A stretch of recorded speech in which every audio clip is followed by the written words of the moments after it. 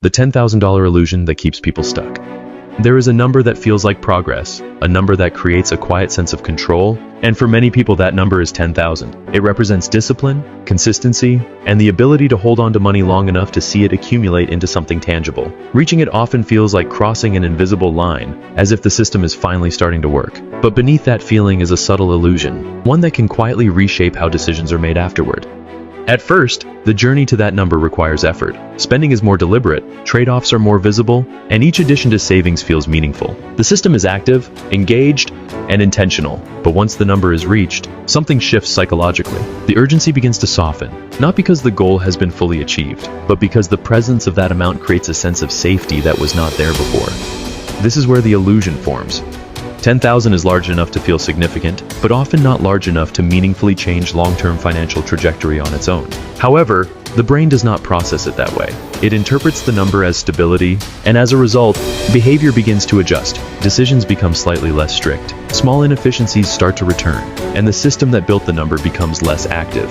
From a behavioral standpoint, this is a shift from accumulation mode to maintenance mode, even though the system has not yet reached a stage where maintenance is effective. The structure is no longer being pushed forward with the same intensity, but it also is not large enough to generate meaningful momentum on its own. When viewed mathematically, the issue becomes clearer. If growth depends on both consistency and scale, then stopping the system's intensity too early slows the transition into compounding. 10,000 can grow, but its rate of growth remains limited unless additional input continues consistently. Without that input, progress becomes gradual to the point of feeling stagnant again, which can create frustration and confusion. Historically, this pattern appears in many financial behaviors where an initial milestone is mistaken for a stable foundation. Early progress is interpreted as completion, when in reality it is only the beginning of a different phase. The system requires continued pressure to move from linear accumulation into exponential behavior, and that shift does not happen automatically at a fixed number. Zooming out, the real cost of the illusion is not the number itself, but the change in behavior it creates. The system slows down at the exact moment it should remain active. The feedback loop between effort and outcome weakens, and as a result, the trajectory flattens before it has the chance to accelerate.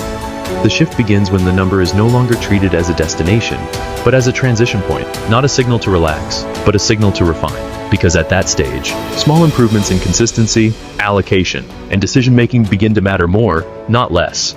Over time, the difference between staying in accumulation mode and drifting into maintenance mode becomes significant. One continues to build momentum, while the other preserves a level that does not expand meaningfully.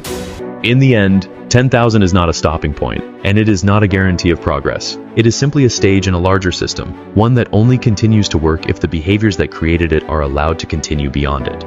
And once that becomes clear, the illusion fades, and the focus shifts from reaching a number to sustaining a system.